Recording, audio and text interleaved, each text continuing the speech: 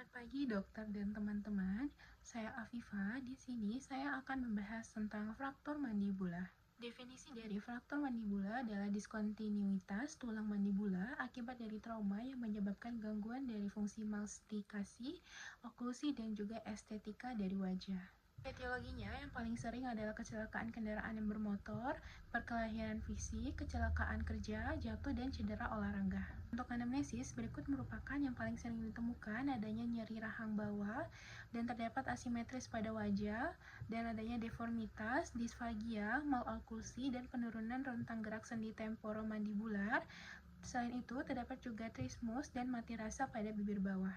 Untuk pemeriksaan fisiknya, yang pertama ada pemeriksaan ekstraoral, jadi dilakukan inspeksi dari apakah terdapat deformitas pada wajah, lalu apakah ada memar atau hematoma dan juga edema, lalu dilakukan penilaian dari simetris dari wajah, dan biasanya ditemukan asimetri. Untuk pemeriksaan intraoral, biasanya ditemukan hematoma sublingual, tanda dari fraktur tersembunyi, lalu ada pendarahan pada gingiva dan mobilitas segmen dari gigi. Temuan penting apabila terdapat maloklusi, trismus, dan nyeri tekan pada mandibula. Untuk menilai dari oklusinya, kita menggunakan klasifikasi Angel. Untuk kelas 1, pada kondisi normal, cups dari mesiobukal molar pertama rahang atas masuk tepat ke dalam alur bukal molar pertama rahang bawah.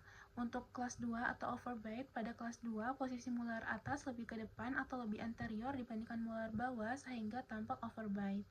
Lalu untuk kelas 3, underbite, yaitu sedangkan pada kelas 3, molar atas berada lebih ke belakang atau posterior terhadap molar bawah yang dikenal dengan underbite. Dilakukan tes gigitan, definisinya adalah tes sederhana untuk screening dari fraktur mandibula dengan cara pasien menggigit penekanan lidah dan pemeriksa memutar atau menarik.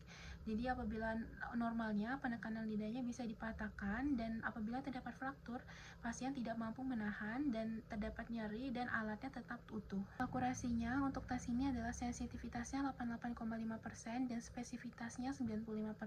Untuk pemeriksaan penunjang ada CT scan maksiofacial yang merupakan gold standarnya dalam diagnosis fraktur mandibula karena memiliki sensitivitas dan spesifitas yang tinggi. Lalu ada foto panoramik, dapat digunakan sebagai alternatif awal untuk evaluasi dari fraktur sederhana. Diagnosis dari fraktur mandibula sendiri ditegaskan berdasarkan kombinasi dari riwayat trauma wajah, gejala klinis seperti nyeri, maloklusi, dan trismus, temuan fisik berupa deformitas, krepitasi, dan mobilitas yang abnormal, lalu konfirmasi radiologis adanya garis fraktur. Tata laksananya, tujuan utamanya adalah untuk mengembalikan oklusi normal, stabilitasi tulang, dan fungsi dari mandibula. Yang pertama, untuk non-bedah atau konservatif, fraktur dari non-displaced dapat ditangani dengan intermaxillary fixation atau IMF selama 2-6 minggu dan dilakukan diet dari makanan yang lunak, analgesik, dan antibiotik diberikan sesuai dengan indikasi. Tata laksana bedahnya diberikan ORIF yang merupakan standar emas untuk fraktur displaced, dan teknik ini menggunakan plate dan screw untuk stabilisasi dari tulang.